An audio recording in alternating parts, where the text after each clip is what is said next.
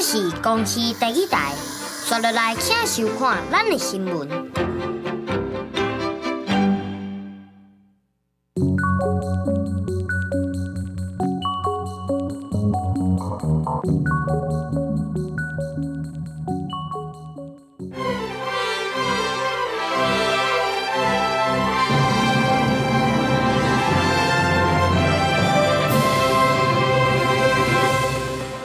美国要推动对顶关税，影响到8亿台股表现，让2065点有史以来落上济。对应台亚开国时会期调亚讨论，北通路有主管涉嫌性侵未成年工读生下人行底路，地检署认定强制威胁罪嫌不足，无起诉处分。行政院正式核定代替票价调整方案6月23施行，平均起26.8%，台北到新左营自强和票价起到975块。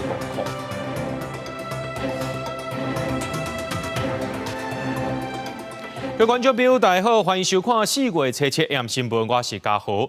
讲到这美国要来推动这对顶关税，影响到8亿台股的表现，落2065点，有史以来落上济。这台积电呢也落94块，收跌了848块，超过1700间上市柜公司落停。那日本的股市伫咧早盘呢也落8.3%，南韩股市也落超过4%。咱台湾的证交所董事长林秀明伊就表示讲，伊会继续来观察这全球的股市，若准有相关的措施，也会赶紧来提出。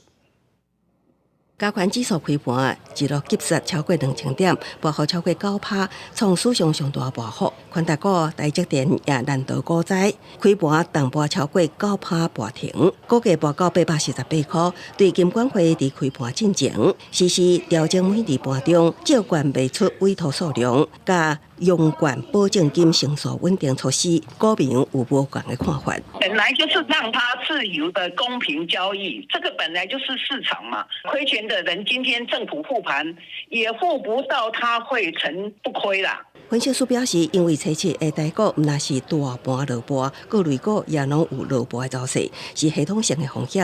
上季市更有超过1000档股票落盘，显示流动性出现问题，预计卖压会延续到七八。会出现这样大的波点，主要是因为川普对台湾的关税税率超出市场预期，也个超过台湾的竞争对手日本、韩国，台股才出现淡薄补盘的态势。这样的一个卖压呢，我认为最快可能也要等到明天才会宣泄完毕。急跌下来的时候呢，它会有一个急速的反弹，它可能会是一个短波段的一个低点，但是一个中长线的一个低点，是不是在这1-2天就浮现？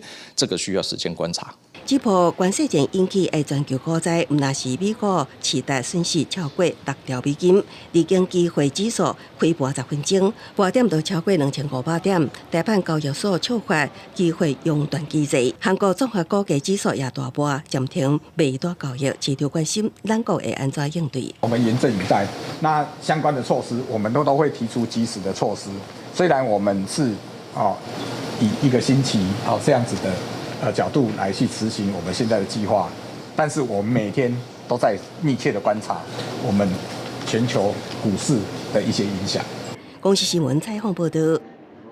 美国总统川普宣布要对台湾扣32%的关税，对咱造成这产业呢造成正大影响。亲像伫咧台南呢，就一间伫咧做黄目子的公司，因就讲，最近出口去到美国的货柜是平英国减一半，美国吸并的客户也搁伫咧看情势。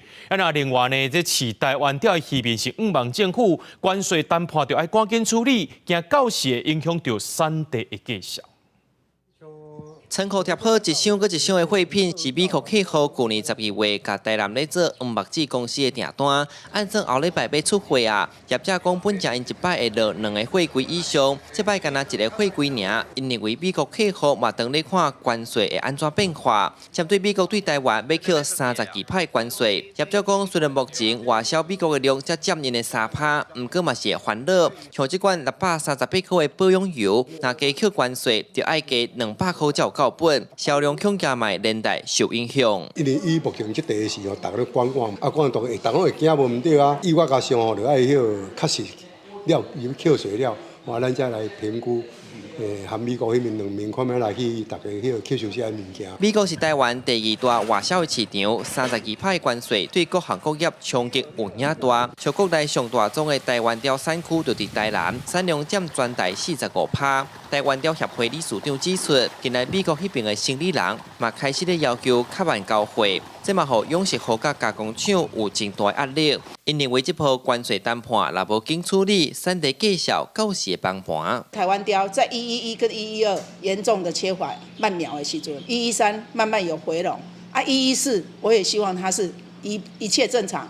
让我们台湾雕的产业一定会当个延续。外销到美国一年大概12300多公吨。现在我们报价都还没有变动，就是说短期内大家看不到影响，长期这样下来的话，势必对这个出口商跟养殖户信心会受到打击，所以我们政府应该及早去行动。目前各界对关税也咧斟酌看。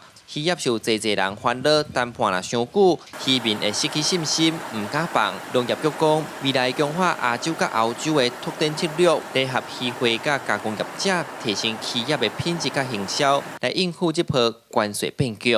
记者苏台南采访报道。美国一声要甲台湾扣32%的关税，咱的政府是宣布讲要投入880亿，不过民间是认为讲这帮助是真有限的，甚至有风声讲呢，一寡传统产业拍算要缩减部门，甚至是裁员。劳工团体也发出声明，呼吁政府呢就要提出具体稳定措施。咱劳动部是表示讲会推出安定就业措施，稳定就业市场。全黑的。拍开厂房内底空，美国新关税计划冲击全球。中华纺织业大公司新人纺织表示，这2-3年主要订单转去中国，永远无简单，已经咧苦支持。台湾要被美国扣32%关税，会产生退货条加另外运输成本，对企业恐惊是最后一击，会考虑被大缩减部门加人力整并，减少损失。因为今年就还没有恢复啊，还在想办法要增加出口量，结果这么下来。这个也不用想了啦，也不用考虑，是减少最大的损失就是赢了啦。现在，伫南投竹山工业区的玉树公司主要生产工业用的顶啊加顶秤，而且100%外销美国，目前产线依然咧运作。不过美国关税严重冲击原料供应，甲生产线安排未来营运情势是真严重。在未来几个月可能会非常的紧张啊，因为原料供应啦，还有这个生产的安排啦，都会影响到。中华车辆大厂建代工业表示，虽然承接美国仓库准备好10万多条车辆应变，不过因希望政府赶紧甲美国协商，产业受冲击算是恐惊出现减单，甚至裁员问题。劳动烦恼资方可能倒手提政府补助，正式违法解雇劳工。劳动部强调推出安定就业措施，协助就业机会受冲击的劳工。万一有冲击比较大，部分的劳工有面临到失业的状况，我们有对应的方案。如果有企业雇主愿意来雇佣的话，也有一些薪资补贴来鼓励雇主来雇佣再就业。除了补助企业且失业的人，劳动部也规划提供无薪假的薪水补贴，也佮结合非营利组织创造就业机会。这边也设63专线提供咨询，互劳工相对支持。记者综合报道。北东路伫进前呢，发出讲，这主管防指控讲涉嫌性侵未成年的工读生，所造成这个工读生来行地路案件。经过树林地检署的调查，今仔日认定这涉案主管涉嫌强制威胁等罪证不足，无起诉处分。那死者的家属也讲，针对这部分会提出搁再议。我觉得司法不公。检警就悲伤表达不满，已经过身小女的母亲控诉囡仔伫麦当劳做山工，互主管性侵超过10摆，最后得到忧郁症倾向自杀。也毋过检方即摆调查结果，互家属受到二次打击。有一些对话他都有去讲到，那都有交给检察官那边做调查，那还有证人，我真的不知道为什么会不起诉了，是不是真的台湾的司法都在保护有钱的人？惊袂出失去亲人的艰苦，对司法结果更加是心冷。小女的父亲讲，已经有证人作证，尽一切提高事情。也毋过事件侦办了后，初次认定涉案主管涉嫌强制威胁等罪嫌不足，以不起诉处分。妹妹那个时候手机已经泡水了，那我们能提供的证据真的有限，再一不成功，我们就一步一步来。那如果再不成功，那我们继续走往自诉，走往交付惩罚。对结果感觉大兄悲伤，强调会搁提再议。家属也批评，虽然麦当劳内部调查认定性骚扰成案，却只有将人是头路，无提供受害者有效救济管道甲心理辅导，甚至暗发到他只透过声明回事嘞。麦当劳回应，尊重侦查结果，会接受外界讨论甲诉告，继续关怀家属，提供必要协助，搁积极改善治安。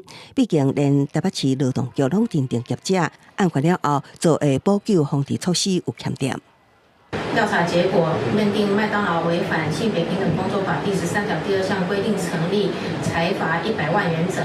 红点名一大欠点，就是无对申诉人提供也是专业咨询、社会福利资源，甲其他必要服务。劳动局以性平法已经开罚100万，相关的审定书伫4月初2交付家属。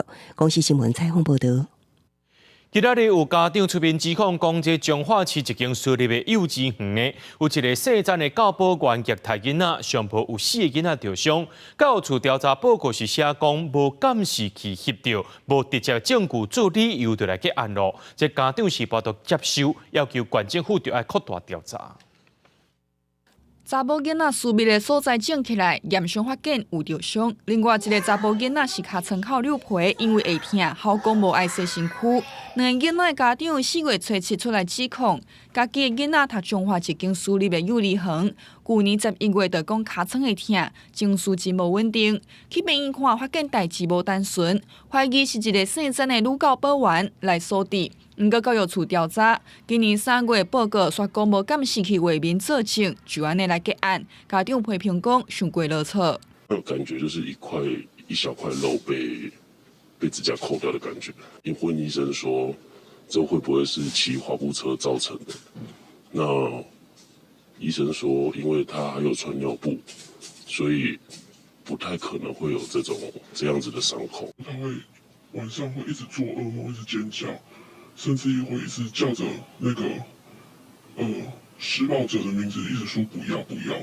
家长报案，家己调查发现，还有另外2个囡仔嘛同款有着伤。彰化县教育处表示，去年底接到横索校安通报，就聘委员成立调查小组，调监视器甲园方的人员访谈。不过因为无直接的证据证明囡仔的伤势是女教保员造成，就安尼结案。不过认定园方的教保员无积极沟通，无做训练，才违规的行为，依照违反教保服务人员条例来处罚。他们的之前训练，还有幼儿照护的一些流程，那还有就是可能针对那个2名高班老师的有效沟通上的部分，我们是有还有相关的疏失的部分，我们有除了县府有裁罚6万元以外，我们也函文督导该园历经改善。园方到这个进前无对外回应，县府强调讲，姓曾的教保员伫今年1月初4已经离职，说落来会无定期去稽查。家长讲，毋是单一的个案，查证若有影会当处罚。也家长是要求县府重新扩大调查，希望莫阁有囡仔来受害。公司新闻综合报道。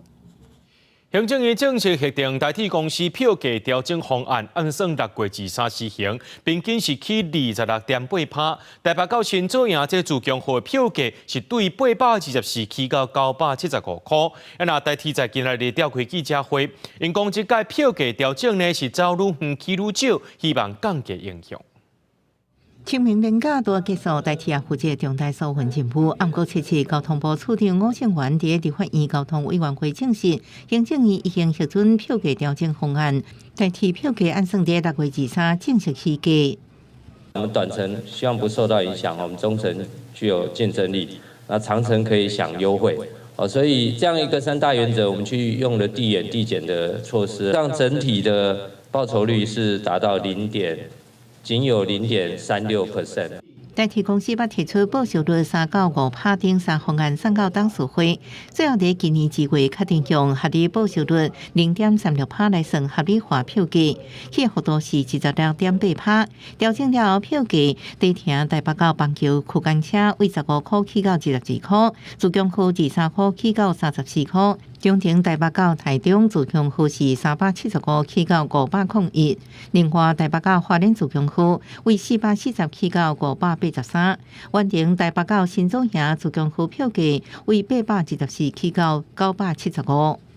20%左右就差不多。不想涨票价啊，那台铁倒了，他们怎么搭？因为10年没涨了，所以物价跟着涨，我觉得也蛮合理。这摆调整票价，旅客为5月1日开始，买6月23日后车票就是新票价。按算客运收入每年应增加47.15亿，货运收入增加7.18亿，整体增加54.73亿个收益。不过，票价调整方案比预期较低，学者认为代替真需要配合其他慈善活化，佮继续检讨是不是需要佮一摆继续调整。短时间如果说这样的调整幅度当然不容易，所以才刚才有提到，就是说。台铁要去增加自己的营收，应该来自各种不同的管道，附属事业的活动跟站区的一些开发。台铁三港认为，这摆票价调整无法度解决调钱，暗过议员建议部分票箱收入用来调悬基层薪水老人才，改善台铁的工作环境。记者综合报道。所观众朋友来看到高雄，讲到这高雄路口要到2000个，其中有2000多个路口的这青红灯呢，红灯结束煞无随跳青灯，调议员批评讲，安尼造成民众无势力违规，或者是发生事故，要求这交通局爱赶紧改善。这交通局也答应讲呢，会赶紧把这有问题号志拢换掉。白线后壁10多台奥多摆伫咧等青灯，一看到红灯倒台秒数结束，就准备要吹油门。不过这红灯一线毋是直接跳青灯，害这台奥多摆冲出去就随地动啊！高雄市即摆有5800个路口，其中有一半左右的交通号志拢是像光复路这款叫做黑色式的青红灯。民众骑车塞车，若是无注意看，就有可能就会出现冲红灯的状况。头脑注意到红灯已经灭掉的话，就会比较容易直接冲出去，确实比较会有这种状况。就是可能慢一点再反应吧，就是等号志完全转成绿灯的时候再通行这样子。有些人习惯就是有好秒数的话，就是会比较好掌控时间这样子。有议员批评这款红灯倒达秒数是交通限制，应该爱全部换掉。议员也表示，这款做法在国外真罕快，要求交通局爱赶紧换新的来解决号志的问题。交通局表示，黑色式的青红灯即摆已经豆在汰换，不过因为经费的问题，会先对学校周边的道路大行做。我们的交通局找出了方案，可以改变这个问题状况了。那你们什么时候要改完？我们优先会先从行人通行量比较大的，比如说校园周边跟一超市路口来改。目前高雄约有2000多个黑色式的青红灯，后续设置的新号志都无这款困扰。交通局也是提醒民众，不管是骑车塞车，上好也是等到完全变青灯才起行，安尼才袂造成危险。记者柯家主教用高雄场报道。问观众朋友，这骑脚踏车敢治安全无较好咧？根据着这卫福部和这交通部的调查，全台湾的有581万人骑脚踏车，无治安全无的比例有到8成。伊学界是认为讲安尼造成交通风险，建议脚踏车共款爱亲像这奥多摆共款呢，就爱列管。啊，若国建署是回应讲，敢要立法强制治安全无啊，再看社会敢有共识无？这几年真侪人爱骑脚踏车通勤，假日也未少亲自骑脚踏车伫河滨公园欣赏河滨景致。不过真少人骑脚踏车有治安全无？机车比较快嘛，那比较危险啊。骑脚踏车是比较不会那么危险啊。请问一下，安全帽谁提供？一定是自己啊，那就不方便了。对，我们都骑很慢。依照道路交通管理处罚条例规定，骑机车无伫安全帽的会当罚500，不过骑脚踏车无伫安全帽，目前无法通罚。根据卫福部、国建署加交通部的调查指出，12岁以上定定骑脚踏车的人，差不多有511万人。骑脚踏车的时阵，毋捌也是差不多无伫安全帽的比例达到8成，大概拢伫安全帽的比例敢若1成1。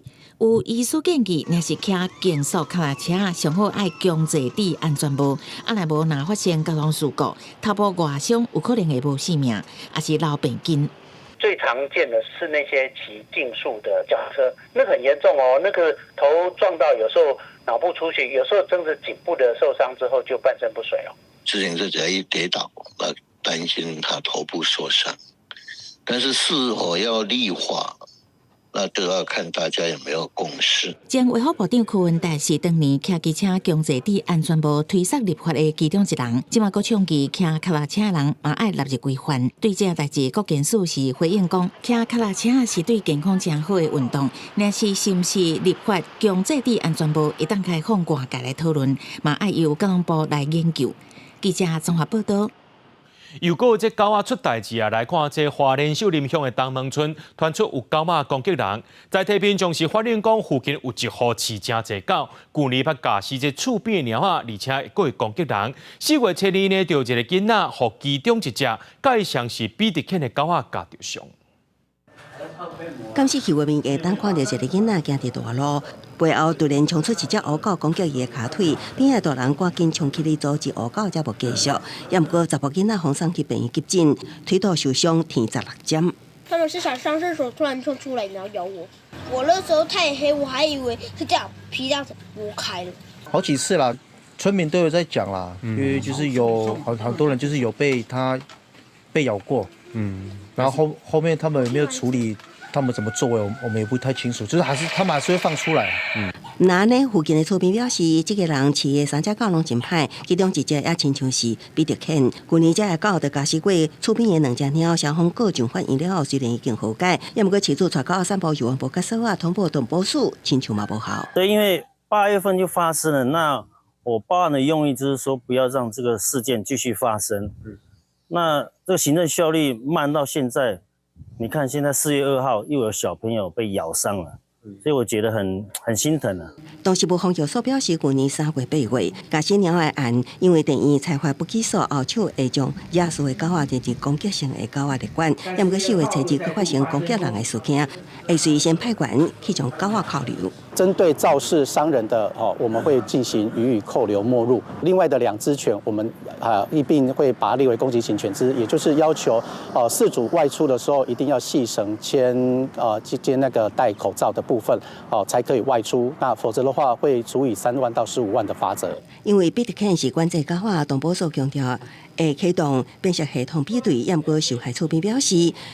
监视比特犬并不是重点，这个狗仔拢有攻击行为，也毋过饲主煞无善尽管理职责，这是这条巷仔上恐怖的代志。公视新闻采访报道。所观众朋友来看过这新闻，讲到美国总统川伊的关税政策已经影响到全世界的经济市场咯。不过，美国白宫的经济团队强调，4月初9就要推动这对顶关税，绝对袂搁浅。那川也讲，目前已经有50个国家希望来谈判，后边也会针对着美国关税进行反制。头一批大约是要来锁定着9300亿的代票，这个美国商品。美国总统川普就话伫非洲拍完小白球，这趟伫登去华府空军1号专机顶悬表示，伊的对顶关税政策就是一条整顿市场的良药。I don't want anything to go down, but sometimes you have to take medicine to fix something. We have been treated so badly by other countries because we had stupid leadership that allowed this to happen. They took our businesses, they took our money, they took our jobs. 川普的承认，已经亲戚国家领导人亲身敲电话，希望针对关税政策展开谈判。I've spoken to many countries. They all want to do, just so you understand the power of what I'm doing. Every country is calling and being very solicitous of us. Very, very nice. They're being very nice. 虽然川普的关税大刀已经拍乱全球经济市场，美国顶礼拜连续大崩盘，不过白宫经济团队就月期间轮流在媒体顶悬提政策背书。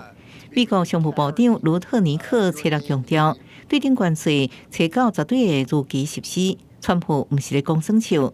白宫国家经济会议主席哈塞特甲财政部长贝森特切落表示。目前已经有50外个国家甲白宫联络，希望针对对顶关税政策展开协商。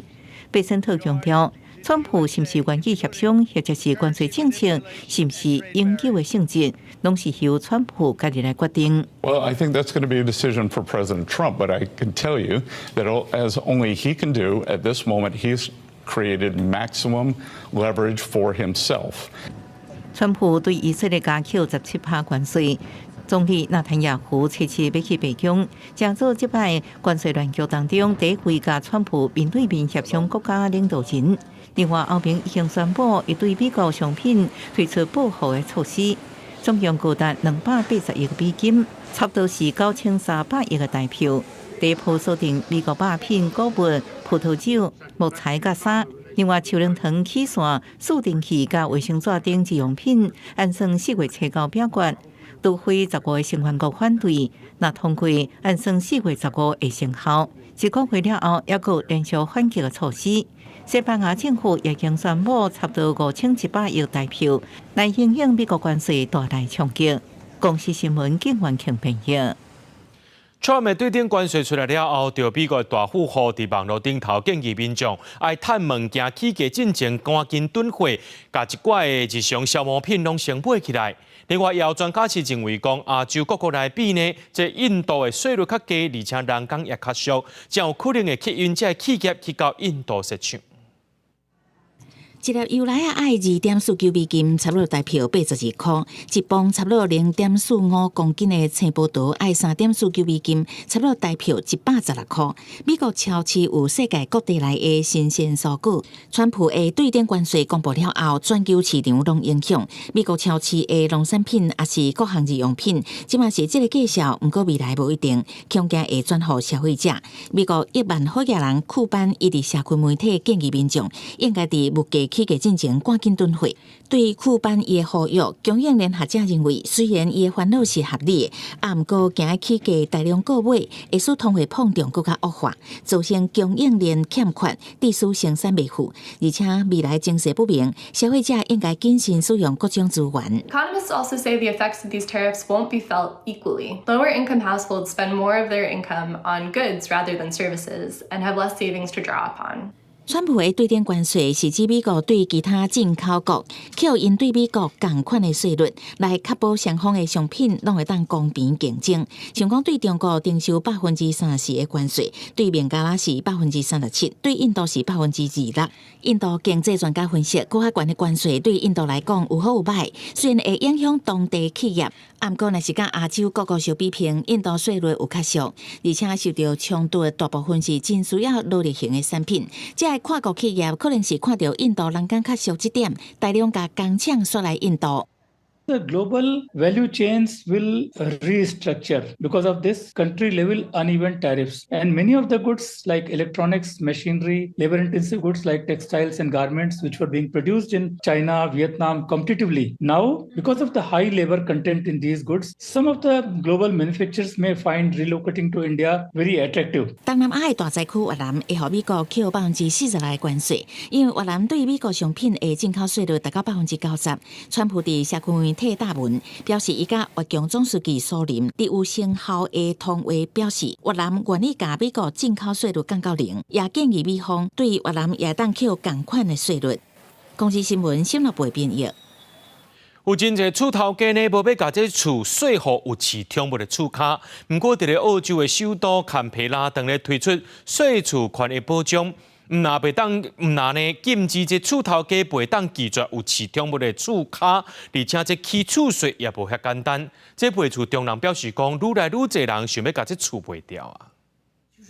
澳洲大学生杰斯普雷斯顿甲真侪饲鸟的租客同款，饲几十摆才找到这么大的所在，伊感叹厝内有鸟狗细厝无简单。不过，互伊安慰的是，这么的厝头家并不是因为伊无饲鸟，才将厝税互伊，而是因为需要安尼做。I cannot live without my babies, and they make such a difference in someone's life. Like they help my mental health, they're good for my physical health. 两只鸟了如杰斯的心心，也是伊上亲密的家人。像杰斯安尼，厝内有鸟狗细厝的人，当时坎培拉市爱照顾的对象。而且，若厝头家要禁止厝卡饲宠物，都要先经过民事甲行政法定的标准。For tenants elsewhere in Australia, we've heard a lot about this sense of anxiety or dread around potential eviction, around a potential rent increase. Yeah, definitely the most renter-friendly. We've got some of the tightest laws that protect tenants. 除了强制厝头家爱合租客饲宠物，坎培拉的法规也限制出头家随意起租金，要求主体达到上佳的能源效率标准，更加禁止随意将厝卡改约。这个以照顾税厝的人为出发点的政策，所引来出头家不满，尤其是投资客。The environment became one where it was no longer viable to invest in it. And it was time to adjust the strategy for something different. I'd probably get 2 to 3 a week wanting appraisals done on their home with a view to selling it. 也毋过，工党长期执政的坎培拉看来并无烦恼出头家出走，因为这空出入权供给充足，支持租客政策走向，短期内应该未改变。公视新闻阿鲁梅编译。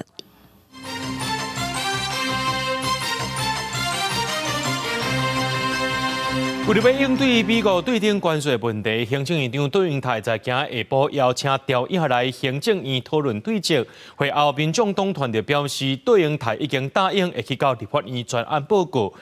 国民党团是表示讲，这总预算案抬调的1439亿，就要正做振兴方案的基础。那边也呼吁立院就要停止大罢免。在咧讨论开始进程呢，搁再因为着安排座位的问题，险险起冤家。在台湾，你可以说的，这群那些人也是常常抬头放代表国家，跟国家对面的。因为不管座位安排，国革民春秋杀国民党团总调鲍君奇要求两会，唔拿行政院长杜英泰出面协调。行政院副院长戴立军也主动甲国革民换位，才结束争执。面对美国对顶关税冲击，杜英泰采取下到要求国会调解当边，共同参详国事。会后，民众党团总调吴国忠表示，杜英泰已经答应到立法院专案报告。卓荣泰院长，他也承诺，他愿意到立法院来进行报告。他也愿意提供冲击影响评估，把浮编滥编的这些不必要的预算节约下来的1439亿元，我们都希望能够用来给我们所有的产业以及劳工的纾困。那边也搁同齐向立院发声，爱停止大罢免。也毋过，民进党团总调国革民选反倒来发声，爱大家共同联署理解罢免，而且对那边提起要将总预算案升落来钱，当作进行方案的基础。国革民也提出积极和环保。接下来我们是要暂时处理及实现，怎么拿回来啊？这什么宪法常识？蓝白两党今天在谈，有很多基本的常识。立法院长韩国瑜因为有公事无出席讨论，也毋过采备会调集调解协商，行政院专案报告关税冲击一事，有希望这礼拜进行。另外，总统赖清德表态，已经由陈立军领军组成谈判小组，要甲美国交涉。也毋过，南洋地委何成顺建议，会当请前总统蔡英文出任对美国谈判特使团团长。蔡英文办公室回应无评论，佮表示蔡前总统对执政团队真有信心。公视新闻采访报道。民进党立委王定宇即会期要提案修改两岸人民关系条例，甲中国配偶入台湾籍转交国籍法处理。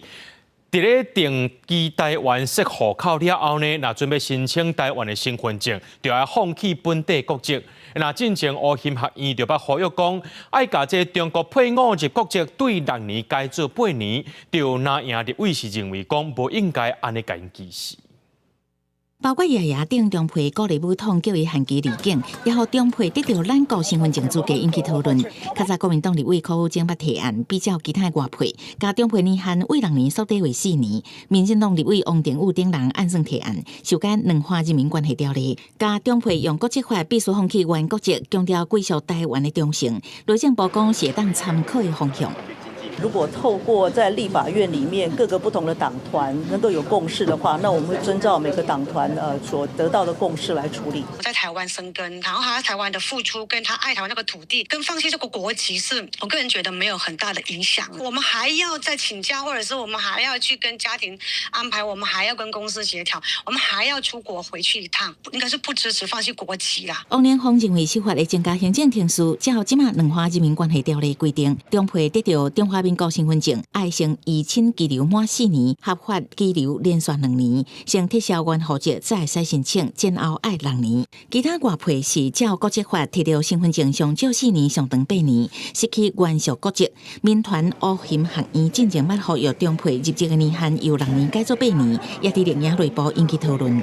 或者有人主张6年改成10年，我觉得这些案子呢，基于公平原则，我们可以在立法院里面好好讨论。但是有一个基本的前提哈，按照我们中华民国的国籍法，取得国籍之前，必须放弃原来所属母国的国籍，我觉得这一点应该坚持下来。你把国安问题把它泛政治化，会变成政策极端性的一个做法。把6年改8年，把本来就已经特别长的年限再增加2年的话，这就是所谓很赤裸裸的制度性的歧视。目前国民党年限6改时的提案已经伫立法院退回听诉委员会，对年限6改8这个讨论，王连峰表示也是希望会当比较东南亚的外籍配偶缩短到4年，呼吁莫因为一时的政治事件，互台湾人权倒退路。记者综合报道。总统赖清德今日出席郑南榕过往36周年追思纪念会。赖总统表示讲，主张互中华民国台湾消息的倡议，拢唔是台湾社会会当接受的言论自由。也讲到政府提出的17项国安措施来应对中共对待渗透和武力威胁，而且铭记郑南榕的精神，无可能互台湾搁再行回到当年的威权统治。任何鼓吹剥夺台湾人民自由、主张互中华民国台湾消失的创意，拢唔是台湾社会会当接受的言论自由。100%的言论自由，更唔是利用自由来消灭自由。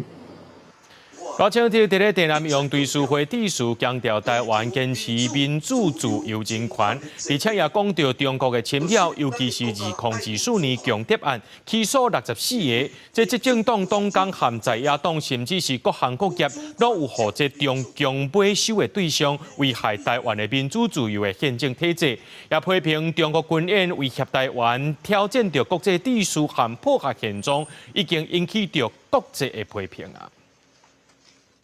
讲到今仔日4月17日是咱台湾的言论自由日，是因为1989年4月17日民主前辈郑南榕自焚，为了捍卫100%的言论自由，国史馆甲郑南榕基金会甲这郑南榕伫咧1986年，互人关伫咧台北看守所的时阵，伫内面所写的日记，在今仔日改出版做郑南榕月中日记。这基金会呢，也甲保存36年郑南榕的文件、相片等等，计共有1069项，捐予国史馆。一页一页记录伫家国内底日常生活，阁有关心台湾民主的心情。郑南榕伫1986年6月，互人关入台北看守所的第4天开始写日记，内底有写伊伫家国内底看过册面会的人，阁有伊对迄当阵台湾国际情势的观察。国史馆表示，希望透过甲郑南榕基金会出版的这本《郑南榕月中日记》，互台湾人了解郑南榕，熟悉这段1980年代民主运动辛苦的过程。看到的唔是干那迄8个月的日记，你看到的是一个80年代民主运动的一个摄影，一个缩影安尼。所以我想这个一中日记后壁还有真侪档案的附录，嘛看得出来当时国民党政府是安怎来看这个代志。国史馆表示，透过日记，阁有政府的档案，甲迄当阵郑南榕发行的自由时代杂志，这3方的记录，唔乃当互这段历史更较立体、更较深入。郑南榕基金会也伫郑南榕殉道的第36周年这天，甲文件、相片计共1069项捐予国史馆。是把史料捐赠出来这件事，是把这一个更完整的让公众以及台湾人民来使用。郑南榕的家人以及基金会努力了保存这些资料36年，我想该是时候到下一个阶段。所以，即便是心痛般的舍不得。基金会表示，思想需要透过无共形式，才通继续传落去。希望这寡史料日记通透过学者的解说研究，让这段历史更较有系统性保存。国史馆也强调，台南用争取言论自由这份精神，唔但是台湾民主社会重要的共同资产，也打开台湾对民主自由的想象，是台湾自由化真重要的一部分。未来国史馆也会赶紧整理编辑史料，开放予国家应用。记者中嘉嘅曾俊佑台北报道。为了要打击这票贩仔卖黄牛票行为，台北市政府伫113年成立黄牛防治专案小组，到目前为止掠到86件，罚2291万。文化局也强调讲，根据着这文创法的规定，只要打上网络，无论敢有买卖成功，黄牛票就是犯法。这届罚上界重的个案是罚264万。去年12月，周杰伦伫咧大巨蛋开演唱会，网络顶面流传大量的黄牛票，介绍伫2杯到10杯拢总有。为着要拒绝黄牛行为，台北市政府伫咧113年成立黄牛防治专案小组，上重的个案是互人罚264万。最高是罚到这个原价的50倍。那这50倍之外，还要看你售出的张数是多少，还要乘以张数。这就以我们之前说的那个最高单案264万这个案子，它事实上是50倍，但是它卖了9张，所以它事实上是原价乘以450倍。黄牛有在卖周杰伦的票，然后我看它价钱好像差了好几万。台北市政府提起照文创法的规定，不管是票有卖出去无，只要搭伫网络顶面，就一定违法。文化局表示，有一个20岁大学生，伊甲一张5880块的演唱票，加到23880块，拢总加4杯，互人罚40杯，罚235200块。阁有一个30岁女性，共款卖4杯，伊是卖2张，所以互人罚474800块。按照这个文创法第10之1条第2的规定，就是说你只要在网络上公开贩售，说我要卖，对，这个就已经达成了犯罪的事实。粉丝的角度来讲的话，就是我很喜欢他，无论花多少钱，我都会想看他。文化局表示，罚金是照加价比例来算，若是黄牛票加1杯就罚10杯，加2杯就罚20杯，上济罚到50杯。台北市政府表示，因伫咧113年成立黄牛防治专案小组，到达为止已经掠86件案件，罚金已经累积2291万。希望透过重罚对源头阻挡黄牛票，维持公平基本活动。记者陈阿选、柯敏哲台北报道。除了即马这诈骗的步数是800款，连医疗器材共款摕来诈骗。台北有一个70多岁老大人去到银行讲要汇200万要买医疗器材，银行的行员实际去了解，认为这老大人真有可能去用骗，就随通报警察啦。因为我们一般签合约都会手写，后面再加盖你自己的印章。不是，问题是说它比较，大概是比较便捷一点啦，是这样子啦。哎，因为我们都是用赖来传讯息嘛。是哪里认识的？我们这老朋友了啦，已经是很久的老朋友了啦。这位老大人讲是朋友熟要赔医赔有问题，不过警察发现讲2个人差40多岁，无啥可能是真正朋友，这契约有问题，应该是诈骗，一直甲伊苦劝，落尾才无去互骗去。讲到这高雄南仔溪骹球场，本地明仔载呢是要举办2025国际女子骹球邀请赛，台湾队对战纽西兰队。不过纽西兰是认为讲这场地安全有问题，落尾是无要来比赛。骹球协会表示讲有经过沟通，要提出相对应的改善办法，但是对方是无要接受的。不过女子骹球工会也发声明支持纽西兰队，因是讲安全绝对袂当体认。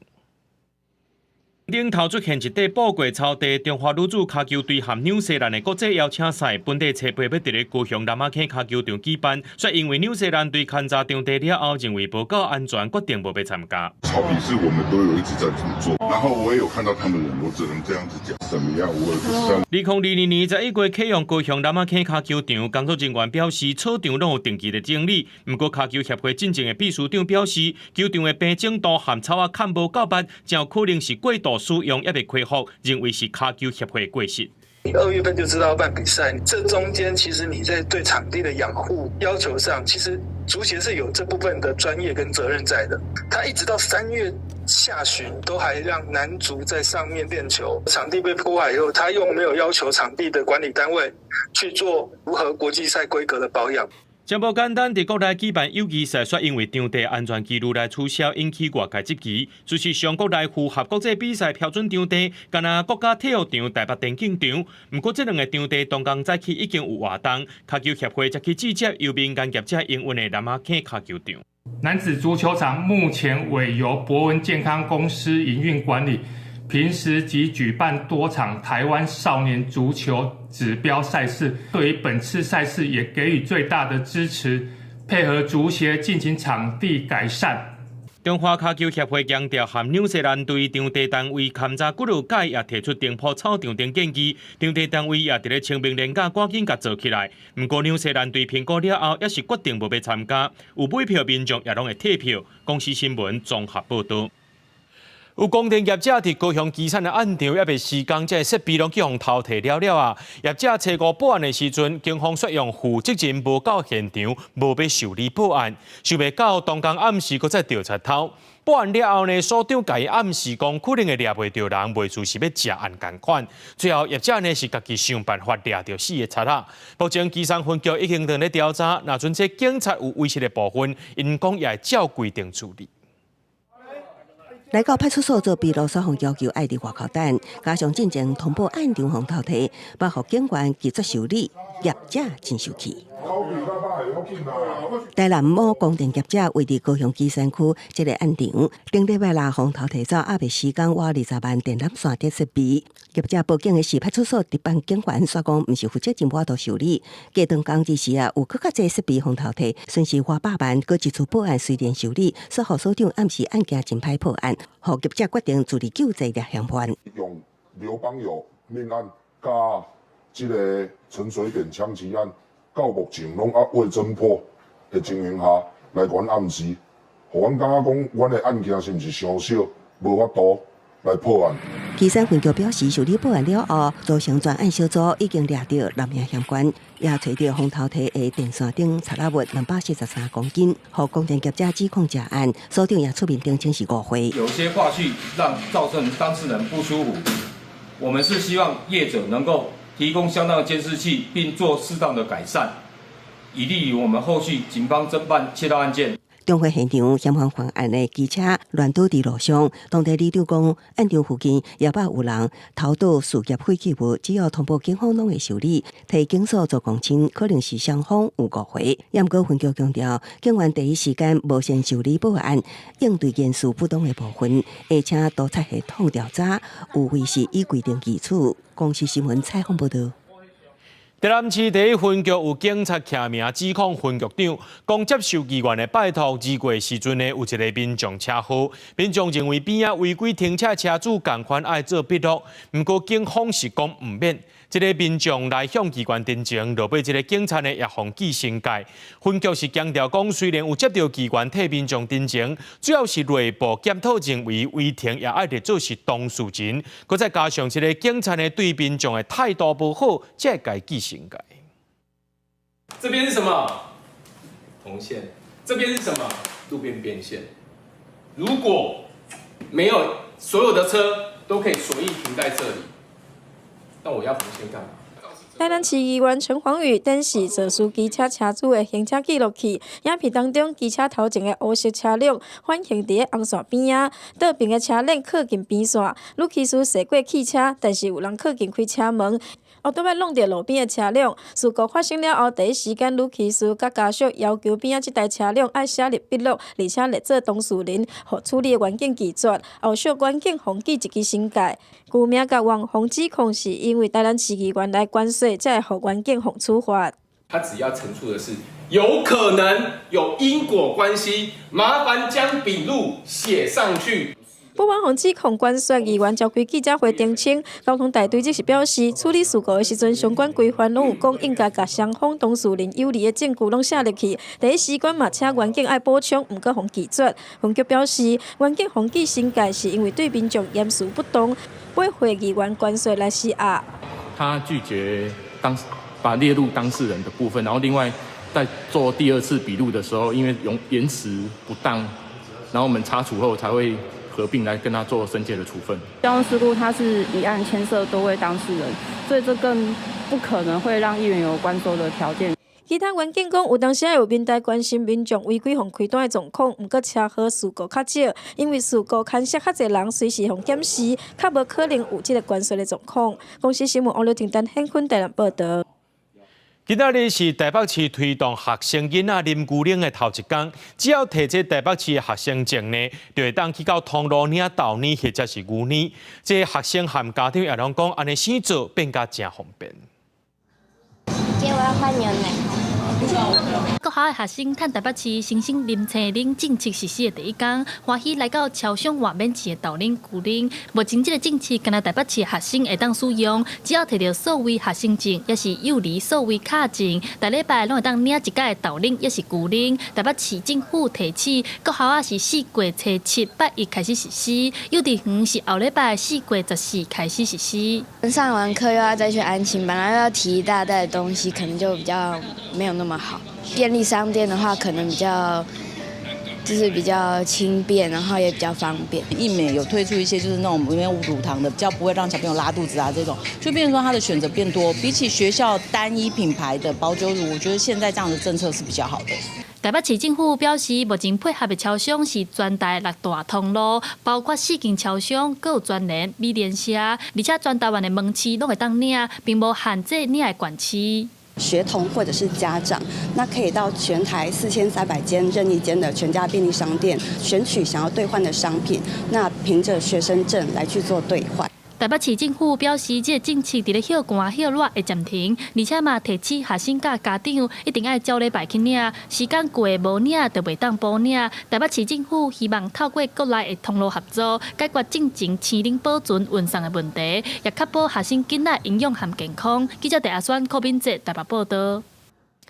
今年高雄大树这的奶汁本地花是开甲真高，不过最近小连续连气团到位，或者奶汁花拢连气调高率恐惊存无2成。今仔日立法院和农业部去到大树勘查，高雄市的这个农业局就表示讲，会协助大树和基层的农民提报财政补助。我随便摸一下就全部掉光光了。打野，弄打野。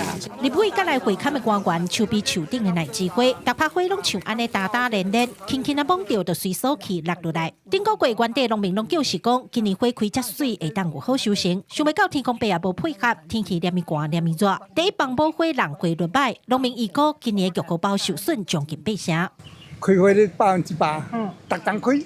那我个人真嘛就今年安尼。啊，你安尼已经过咧？啊，调过歹啊，就是进来看要补助，就是因为大家调歹，毋是我歹呢，大家拢歹啊。啊，你调过剩几成？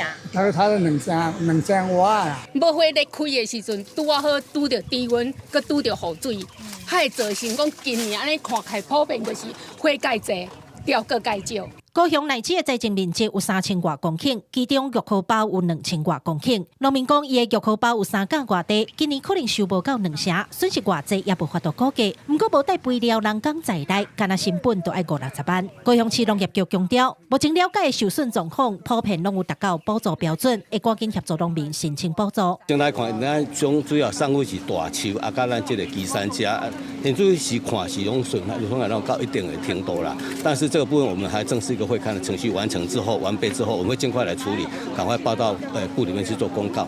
现场会勘的时阵，立委也要求相关局处要加快勘查的速度。农业局也强调，农民会当先将受损的状况拢翕相记录落来，提供给勘查的人员，安尼就当进行后续的修正动作。记者柯家祖、柯朝阳、高雄场报道。文化部伫去年底推出台语家庭计划，参加台语活动扣点数摕奖金。第一期已经伫咧顶个月底结束啊。根据着文化部的统计，计共有1839个家庭，7530个人参加。其中这台语学习家庭占多数，有1292户。着家长表示讲，伫咧华语的社会当中，要建心成做台语家庭实在是无简单。透过参加活动，伊也希望愈侪家庭来加入。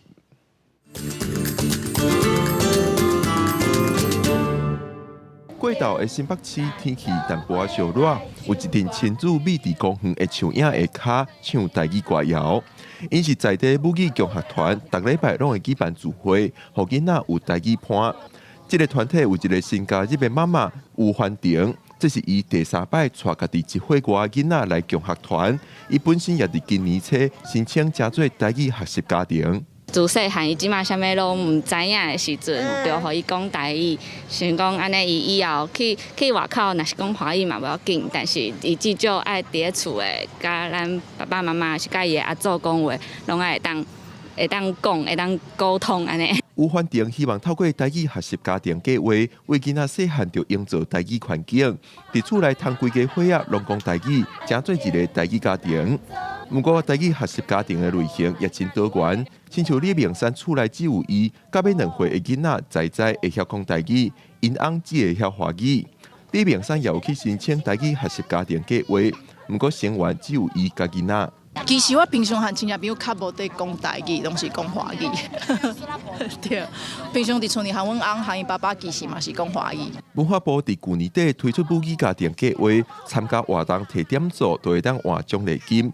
李明山表示，台语家庭计划虽然只有伊甲囡仔参加，因翁袂晓台语，但是3不5时也会带因翁对咧参加集点活动，互因翁也渐渐开始接触台语。也要参加活动爱集点，毋过我无法度拿工价跟拿听课，所以有时阵我会甲阮翁带去斗相共，就比啊就是斗顾好斗顾囡仔，伊斗顾囡仔时阵有时阵加减会听。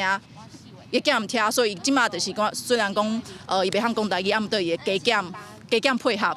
透过参与台语学习家庭计划，李明山因翁为完全袂晓台语，到即马会加减听、加减讲。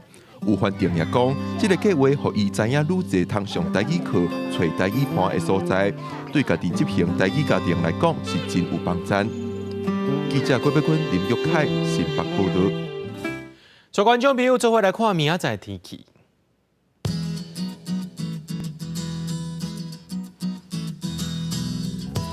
基隆、台北、桃园、新竹对18度到28度。苗栗、台中、彰化、南投、云林对18度到27度。嘉义、台南、高雄、屏东对19度到30度。宜兰、花莲、台东对18度到26度。平遥、金门、马祖对16度到25度。新闻最后，感谢各位观众朋友收看今日夜新闻，我是嘉豪，明仔暗时7点咱再相会。